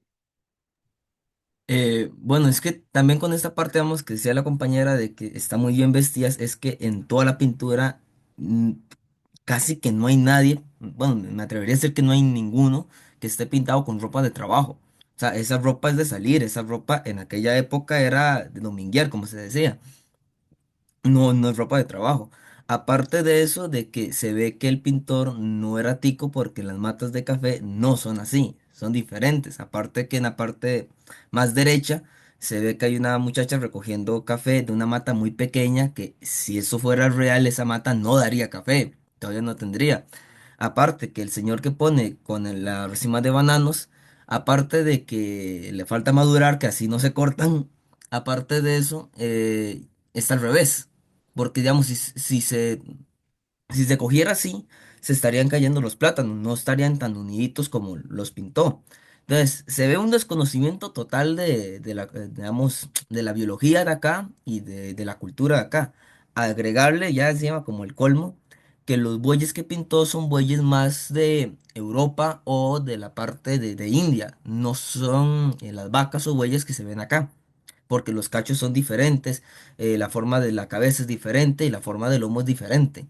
Entonces, de un desconocimiento, pero absoluto. Aparte que, bueno, a lo mejor hay un cafetal cerca de la playa, a lo mejor no sé, pero yo nunca he visto un cafetal cerca de una playa. Definitivamente, entonces muchos de esos detalles que usted menciona, pues precisamente los bananos no crecen así. Además, digamos, el racimo no se coge así, entonces se coge más bien como que del tallo arriba y si el tallo está arriba, pensemos que digamos, este es el tallo, los bananos crecen para arriba, no crecen para abajo. Entonces, definitivamente, o sea, no solo no se agarra así el racimo de bananos, sino que no crecen así los bananos no crecen para abajo, o sea, si el racimo tallo es así, los bananos no crecen así, sino que crecen así para arriba. La próxima vez que ven un palo de plátano o de banano, pues fíjense que así no es el banano. Sí, ahora que lo mencionas, o sea, la verdad es que nunca me había fijado necesariamente en las plantas de café, parecen más como plantas de chile dulce, o así como un arbustito, así no se ve el café. Em, el ganado también estaría de acuerdo, no es como el ganado que tenemos acá. Y sin embargo, pues, sí, ¿qué te diré? Lo que a alguna gente les gusta, sí, sí, pero es que es una alegoría. No hay que pensar que nos vamos a pegar totalmente, pero definitivamente en un momento me acuerdo de haber encontrado una revista de como de 1908, 10 por ahí, en donde era como una historia anecdotal de unas mujeres que fueron al Teatro Nacional y que vieron eso y que dijeron jamás uno vería mujeres tan blancas cogiendo el café, ¿verdad? Entonces, uno podría pensar también el impacto que tal vez pudo haber tenido la imagen sobre las personas en Costa Rica en ese momento y sin embargo, pues nuevamente hay que pensar que bueno, es traído de Europa. ¿Algún otro detalle que quisieran señalar? Cosas que notan, positivos, críticos.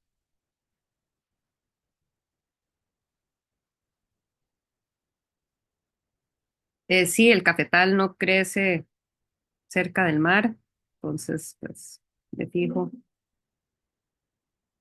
Em, Cosas que también son interesantes señalar, eso sí, son las banderas que están en esos barcos, ¿verdad? Entonces vemos banderas de, obviamente, Costa Rica, pero vemos banderas de Estados Unidos, vemos bandera de Italia, lo cual es interesante porque no necesariamente exportábamos a Italia, se ve bandera de Francia, entonces, pero no vemos bandera necesariamente de Inglaterra, aunque era uno de los principales lugares donde se exportaba.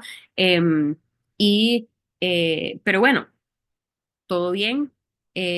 Interesante señalar la diferente vestimenta de las personas que están en este puerto, ¿verdad? Entonces, eso como que se pensó de manera para señalar los diferentes personajes que eran parte de este modelo agroexportador, ¿verdad? Que entonces, dependiendo de cómo están vestidos, eh, pues provienen de diferentes lugares. Sí, Pablo. Es que me parece ver, pero no sé si estoy en lo correcto, que la segunda bandera de derecha a izquierda es la alemana, la de la Eh, época, digamos, la bandera alemana del esta. Segundo Reich. Exacto. Ah, ok. Habría que estudiarlo bien. Si es de ese momento, si esa era la bandera. Tenés razón, podría ser. Em, pero, ¿y si se exportaba a Alemania? Entonces, eso sí, Alemania siempre ha sido uno de los importadores, pero sí, habría que estudiar eso bien y considerar si fuera el caso. Em, También interesante es ver cómo en este puerto hay un alumbrado público, lo cual es un poco extraño y sin embargo yo diría que probablemente ese era uno de los que no está en la lista de cosas que habían hecho los liberales, pero que Costa Rica, no solo en términos de lo eléctrico, pero desde relativamente temprano se trabajó y se trajo el alumbrado público, pues eso es como un tema de seguridad, y que tal vez ese haya sido como entre los detalles que se le dijo al artista, hey, una de las cosas como del progreso del país es el alumbrado público, entonces me parece como un poco aleatorio el hecho de que esté ahí esa lámpara y sin embargo creo que tiene esa función también de hablar como de ese desarrollo de la época liberal de nuestro país, ¿verdad? Entonces, definitivamente una imagen que tiene mucho que uno podría criticar y sin embargo sigue siendo una imagen bastante acogedora de una Costa Rica pues que esta es la imagen además que quisieron los líderes del país tal vez promulgar de lo que era Costa Rica en su momento. Em, y pues señalar el hecho que estamos ante todos estos elementos importantes nacionales, pero que no fueron creados por artistas nacionales. Y eso pues mucho tiene que ver con el hecho de que no tenemos escuela de arte todavía en nuestro país. Sigo adelante para abordar ahora sí a los artistas que se desarrollan en Costa Rica, pero un poco ese desarrollo del arte primero bidimensional. Entonces, hace poco llegué a conocer, bueno, ya hace un par de años, estos dos cuadros que me parecen súper interesantes del paisaje de San José. Este se asume que es del tercer cuarto del siglo XIX, es un cuadro anónimo que está en el Museo Nacional. Em, y este, a la par de, uy, perdón, bueno, lo que quería mencionar sobre este paisaje es precisamente el hecho de que em, había esta tradición entre artistas europeos que viajaban por Latinoamérica, en los que hayan llevado Intro 2 conmigo, los llamo yo los artistas exploradores, ¿verdad? Que pasaban por nuestros países y pintaban lo que veían, el paisaje, y que era como, mm, pues, en este caso que notamos, ¿verdad? El cafetal que está ahí, una San José bastante pequeña todavía, y que esta es una tradición que habíamos visto, por ejemplo, en los que llevaron Intro 2 conmigo, Alexander von Humboldt, por ejemplo, entre muchos otros artistas o pues exploradores que vienen y que Humboldt también era artista, que retratan el paisaje. Les traigo esta imagen de Aquiles Bigot, el artista que habíamos visto la semana pasada, el retratista, que dentro de sus viajes antes de llegar a Costa Rica aparentemente había pasado por Perú e igual pinta el paisaje de Arequipa en Perú. Entonces, esta es como una tradición que se lleva a cabo muy común entre artistas europeos que están viajando en ambientes muy distintos y que parece que igual se estuvo dando, aunque no conocemos mucho sobre, bueno, este artista no lo conocemos, o el ejemplo de Gustav Lagenberg, igual un artista que desconocemos sobre él y pues en qué momentos necesariamente había estado en Costa Rica, pero que podemos decir que inicia tal vez dentro de la plástica, o sea, lo pictórico en nuestro país este interés hacia el paisaje y que muchas veces es básicamente gente de afuera que llega con ojos del extranjero a nuestro país y que pintan y retratan, que generan un interés entre artistas locales por ver su entorno, ¿verdad? Voltear la mirada y ver, ok, mira, sí, qué bonito nuestro país, porque muchas veces cuando uno desde un lugar no nota o no se fija necesariamente en ese paisaje. Entonces, tenemos estos ejemplos de estos paisajes que se dieron en el siglo XIX y que veremos cómo los primeros artistas, los primeros pintores de Costa Rica van a empezar a pintar y van a integrar el paisaje. Entonces, quería empezar con el primer artista costarricense, el que se considera el primer artista costarricense. ¿Por qué? Pues Enrique Chandy, y ahora pues aquí se los presento. Eh, Enrique Chandy es el primer artista formado como artista profesional, formado en el exterior, eh, y que cuando al volver de su formación, de sus estudios, se dedica exclusivamente al arte como profesión. Todos los demás artistas básicamente en ese momento lo hacían como hobby y él se va a dedicar a eso enteramente. Entonces va a ser el primer artista costarricense que se dedica exclusivamente a eso, a no ser que vamos a considerar a una figura como Lico Rodríguez, el imaginero, también como artista, pero bueno, es todo un tema de... entonces, como pintor, definitivamente el primer pintor. Estudia arte en Alemania, se casa allá, se trae a la esposa alemana y vuelven a Costa Rica en 1891. Cuando él vuelve a Costa Rica, él propone al Estado la creación de una academia de arte y que él podría dirigir esa academia, pero no se le acepta la propuesta y desafortunadamente no es considerado por los líderes liberales como candidato cuando el puesto de director surge, cuando se establece la Escuela Nacional de Bellas Artes, que se establece en 1897. Su estilo se apega completamente a lo académico, pues lo que él había estudiado, y básicamente se convierte en uno de los principales retratistas, o sea, sí se gana la vida, principalmente Enrique Chandy, pintando retratos. em, y bueno, creo que podemos hablar de un artista aquí todavía joven, recién regresado a Costa Rica, cuando se pinta este autorretrato. Y no sé qué notan, cuáles son algunos detalles de este autorretrato que creen que ustedes sienten que tal vez sean importantes, qué ha escogido el artista o de qué manera ha escogido el artista representarse.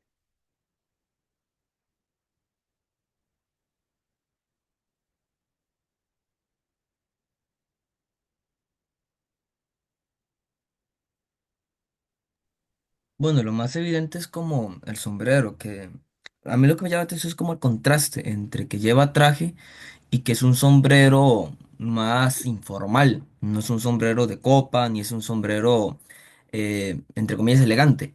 Es un sombrero más como común. Entonces yo creo que trata como de mostrarse en ese ligamen, digamos, entre la alta cultura y el pueblo.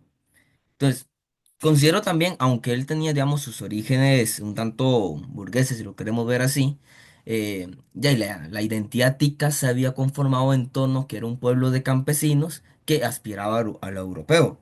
Entonces, al él ser como la representación de este ideal de, entre comillas, hijo de campesinos que estudian europeo, me parece que se representa así, con traje muy al estilo europeo, pero con un sombrero de uso de campesino, digamos.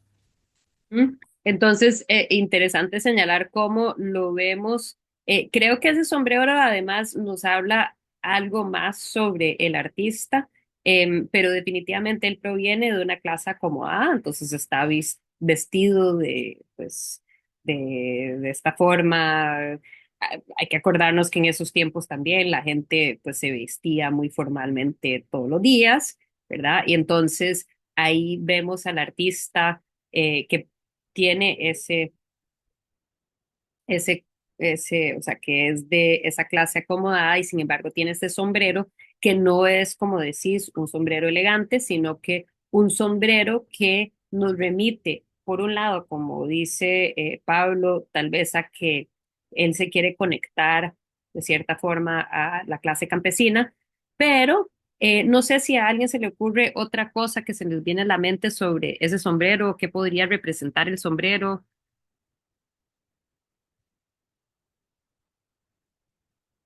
¿Cuándo se pone uno un sombrero?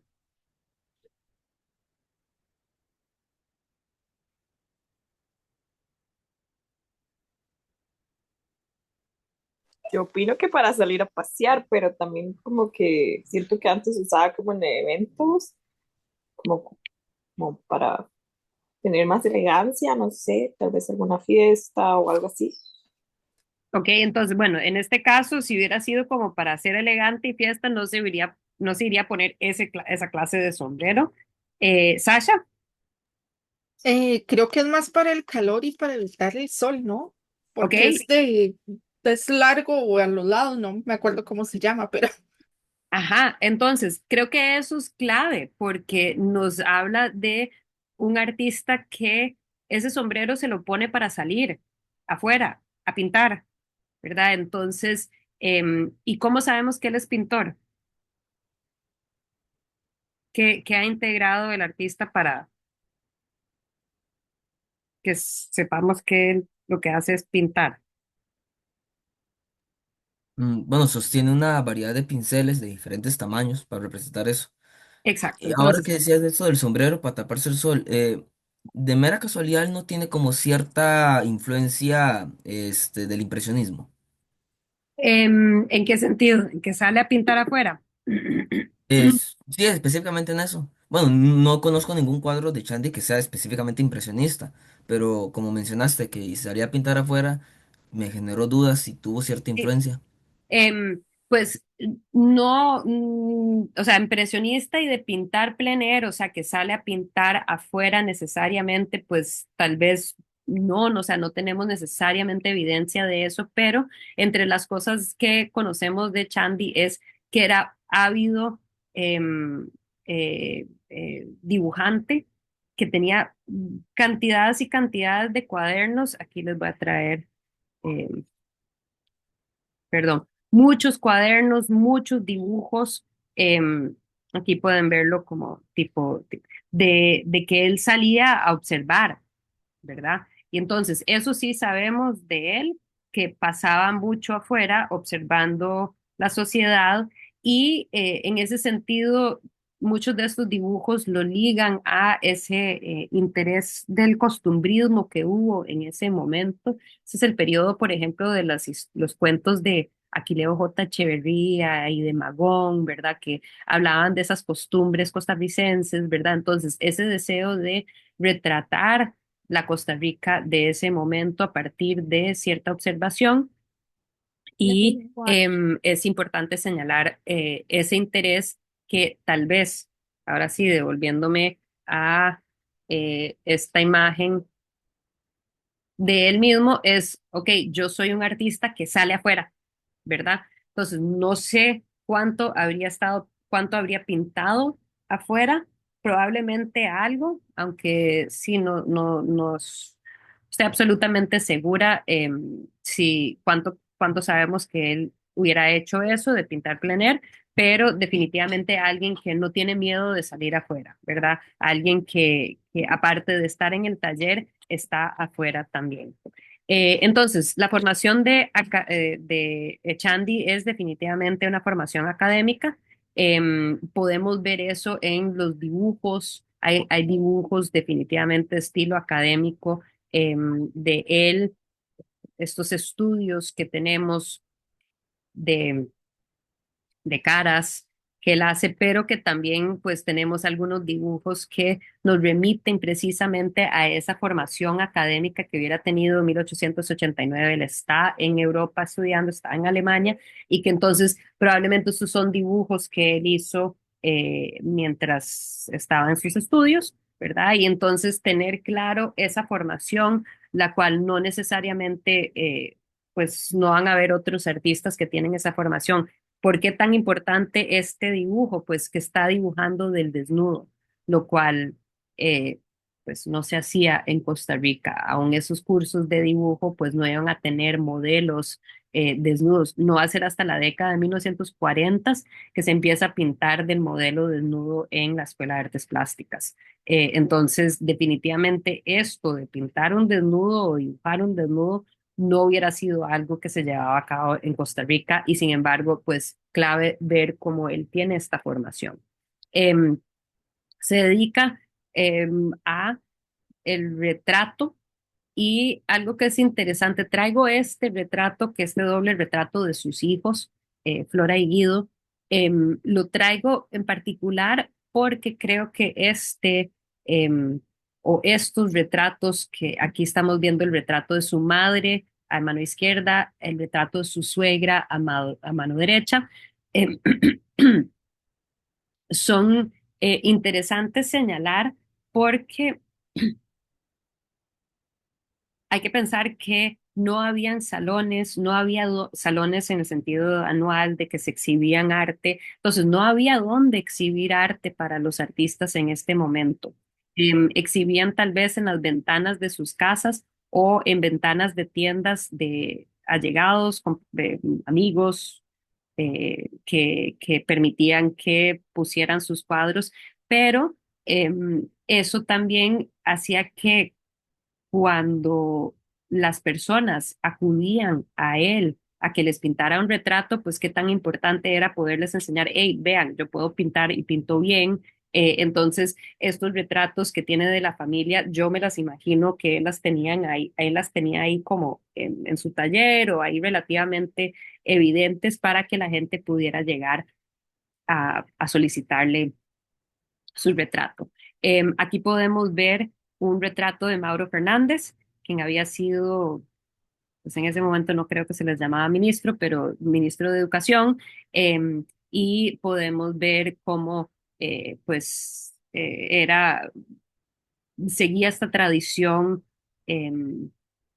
académica en donde tenemos este fondo liso, oscuro, eso es como de la base de los retratos académicos, parecido a lo que habíamos visto con Aquiles Bigot, ¿verdad? Y entonces él se va a dedicar principalmente a eso, a la creación de estos retratos de los líderes del país o de las personas bien del país, pero pues tenemos toda una serie de otras obras de Chandy que nos remiten también a esa formación académica. Aquí estamos viendo un bodegón, una naturaleza muerta. em, Esta es otra. Y, y después, pues otras escenas que uno se pregunta, bueno, sabemos que él era alguien que le interesaba además muchísimo la música, entonces, pues tal vez ese interés en retratar un trovador ante el Teatro Nacional. em, y estas otras imágenes que tal vez había sido un retrato específico seleccionado. o que lo habían seleccionado a él para que retrataran, pero que se nos han perdido y que hoy en día pues conocemos la imagen como la pensativa o la medusa con corona de laurel. Pero que creo que es interesante señalar ese enlace directo a un estilo bastante clásico, neoclásico, académico para estos retratos. Em, ya les había mencionado su interés en salir y pintar o dibujar afuera, a un ávido dibujante, y tenemos unos cuantos paisajes, lo cual es interesante que no tengamos como muchos más paisajes de él, considerando cuánto él había pasado afuera, pero tenemos algunos paisajes eh, como este o este otro. eh, este otro está ahora en la exposición que vamos a ir a ver al Museo de Arte Costarricense la semana entrante. Entonces ahí podrán ver eh, esta, esta imagen. Em, los dibujos de plumilla. Em, Algo le sucede a Enrique Chandy, o sea, hay un suceso importante que creo que marca la vida de él. Había mencionado yo que vuelve al país, quiere establecer la escuela, pero no le dan pelota. Y en 1896 se le ocurre a él pintar este gran cuadro que sigue la tradición, se podría decir, de cuadros históricos. Em, pero lo interesante es ver cómo este es un cuadro, podría decir, bastante realista, realista en el sentido de querer pintar las cosas como eran y no de una versión idealizada. Entonces, esta es la quema del mesón, ¿verdad? Este es Juan Santamaría aquí, pero esta imagen era totalmente controversial cuando él la exhibe. Es un cuadro bastante grande, es probablemente uno de los más grandes que se producen en Costa Rica en su momento.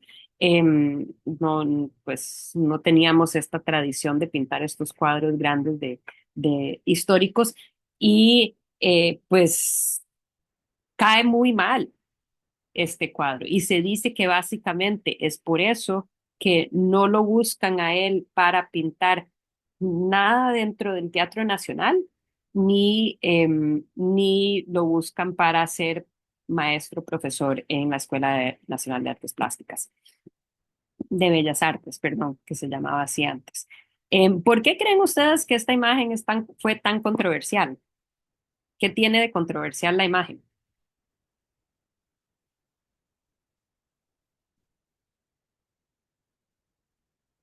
Sí, Cami. Yo diría que es porque es muy sangrienta. Tal vez las demás escenas no se ven como tan grotescas, sino que esta sí se ve como demasiado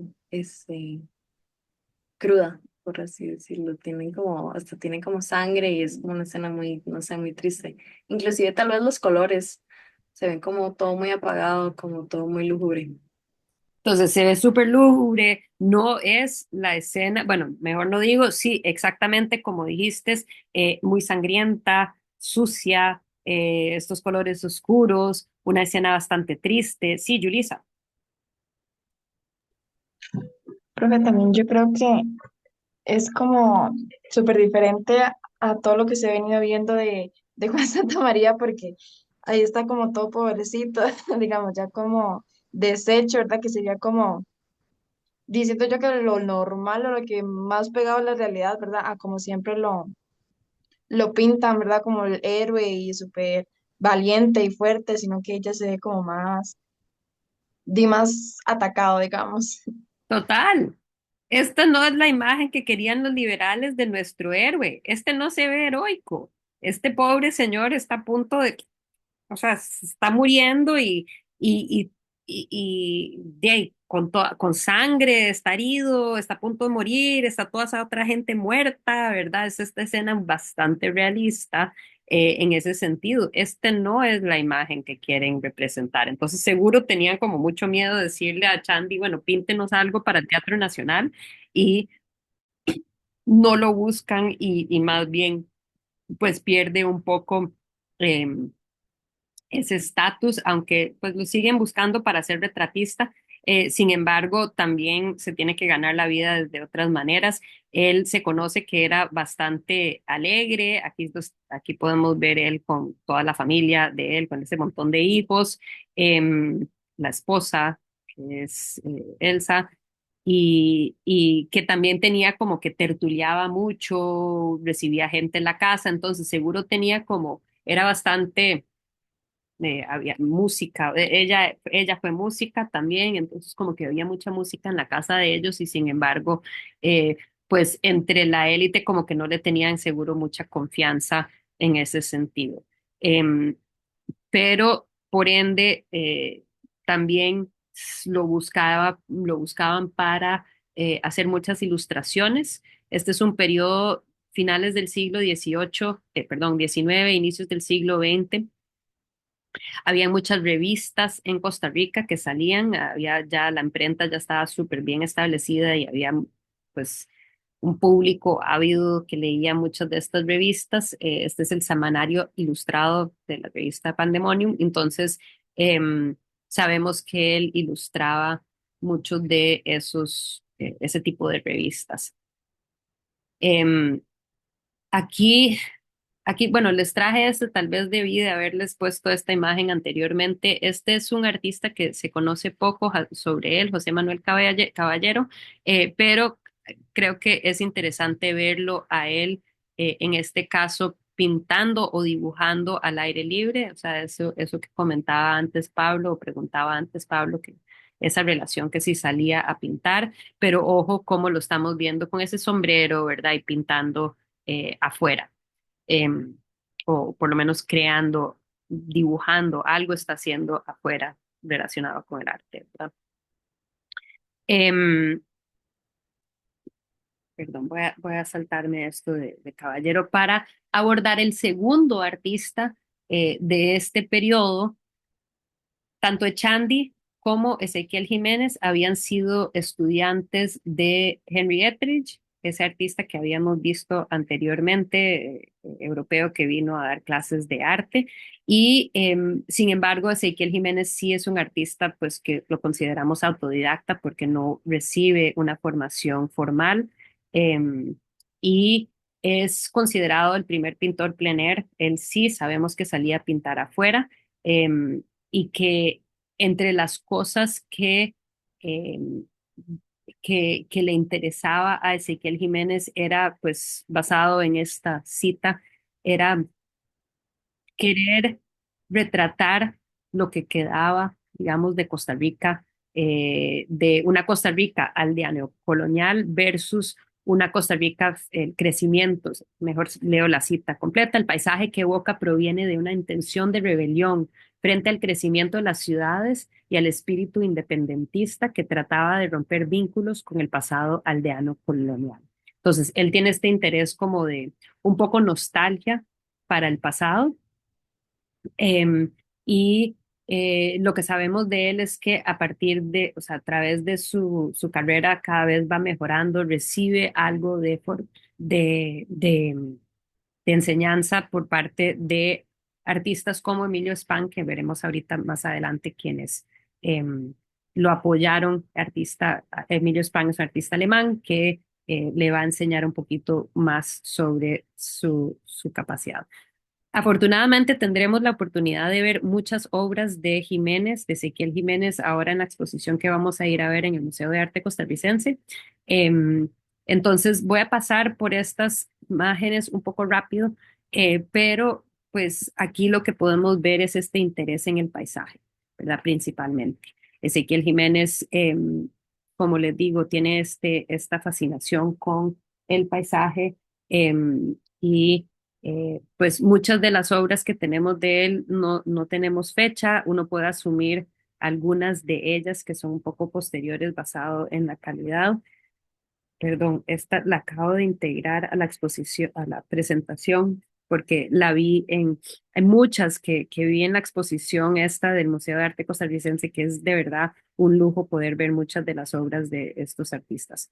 Em, de este artista, de Ezequiel Jiménez, Enrique Chandy y de los dos otros artistas que vamos a ver, em, Tomás Povedano y Emilio Spal. Pero lo importante señalar es que siguen un estilo bastante académico en el sentido que es una paleta bastante sobria, ¿verdad? No hay fuertes contrastes de luz y sombra y pues buscan esta armonía, lo cual veremos cómo eso cómo los artistas de la primera vanguardia que empezaremos a ver la semana entrante quebraron con esa tradición. Em, entonces, bueno, voy a pasar por estas imágenes un poco rápido.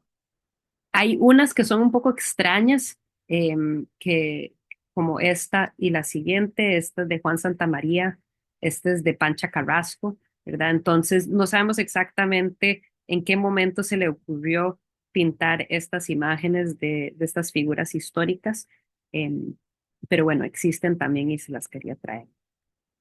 Sé que seguro ya están bastante cansados, pero quiero nada más ir terminando con los dos últimos artistas que les quiero presentar. Son artistas europeos que vienen a Costa Rica y se establecen acá y que van a tener un impacto muy importante en el desarrollo del arte de nuestro país. Uno es Tomás Povedano de Arcos. Tomás Povedano es el primer director de la Escuela Nacional de Bellas Artes, entonces dentro de esto de lo nacional, ¿verdad? Se establece la Escuela Nacional de Bellas Artes en el 97, 1897. Sienten los liberales la necesidad de establecer una escuela de arte, lo cual es muy interesante.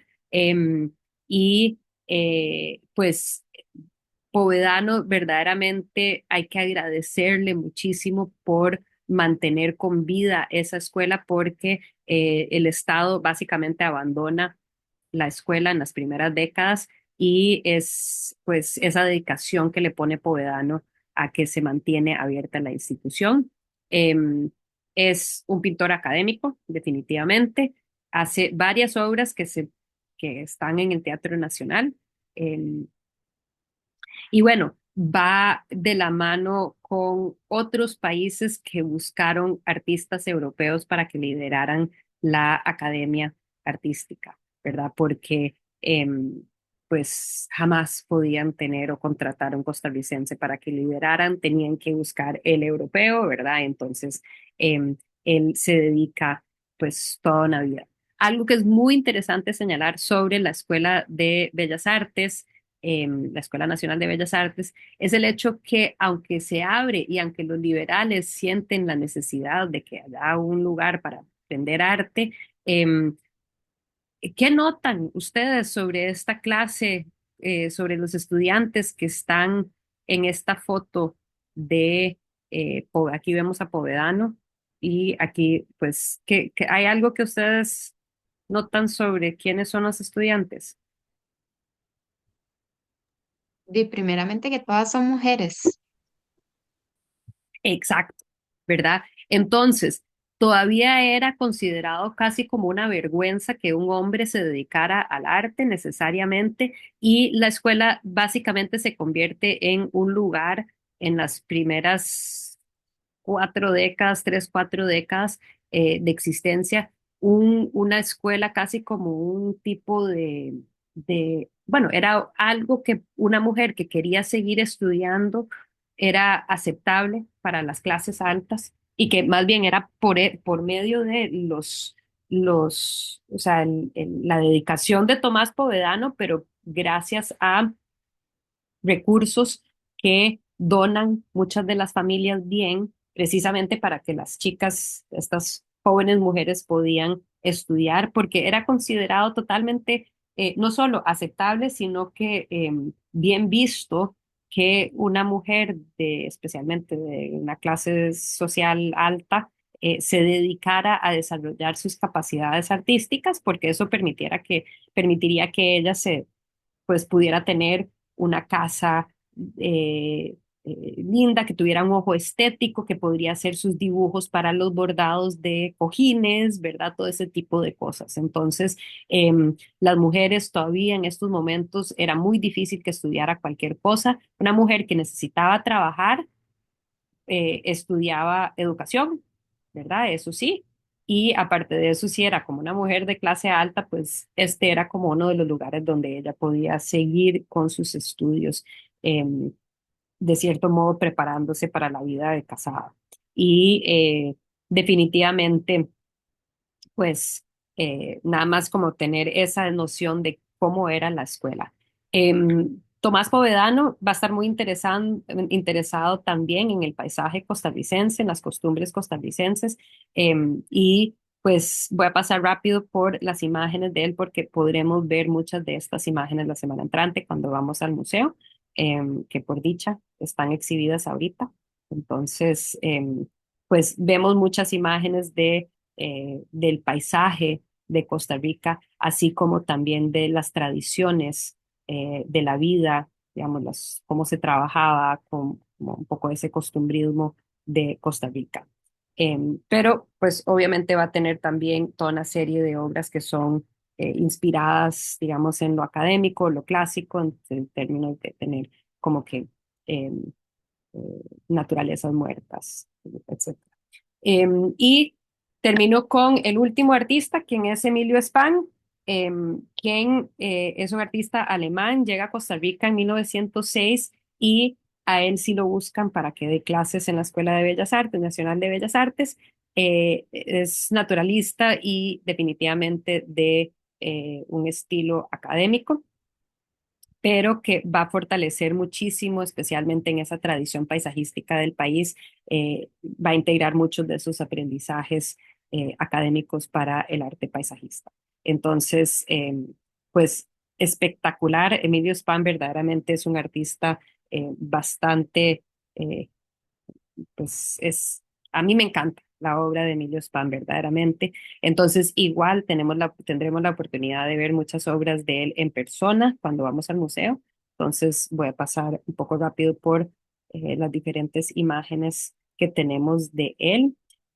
También estaba interesado en la botánica y es interesante pensar que es, pues, también de cierto modo fundador de una tradición que llegaría a ser importante en nuestro país, que es pues estos dibujos y pinturas de la flora y fauna de la nación. Entonces hay un montón, hay toda una serie de orquídeas que él pinta, que Miles Pan pinta. Y bueno, también lo buscaban para hacer retratos.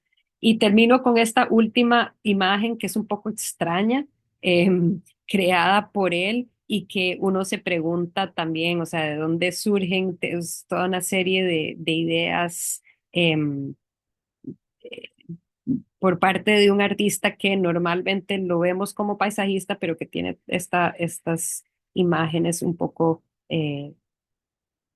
pues basadas en la mitología, ¿verdad?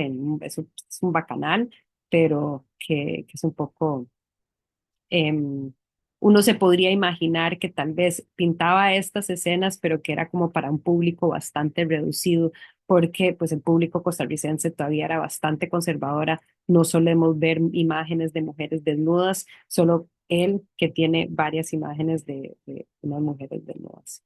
Entonces, importante, nada más recapitulando qué hemos estado viendo, empezamos abordando este interés nacionalista del país y terminamos viendo los primeros artistas costarricenses formados como artistas o estos artistas que llegan al país y que se dedican a la formación de las futuras generaciones de artistas, como lo era Tomás Povedano y Emil Span. Entonces, este es el periodo básicamente de cambio de siglo, ¿verdad? Aunque vamos a ver, cuando vamos al museo también, pues muchas de las fechas de estas obras continúan pintando estos artistas a través del periodo que llegaremos a conocer como la primera vanguardia, pero pues estos señores artistas van a tener este papel bastante importante en de ya establecer un mundo de arte. Por más reducido que habrá sido, ya hay más artistas, ya hay más personas que se dedican a esto y vamos a ver cómo, pues ya entrado el siglo XX, va a ser una situación bastante distinta para las artes en el país. Entonces, ahí se los dejo. muchísimas gracias. No sé si tienen alguna duda o pregunta.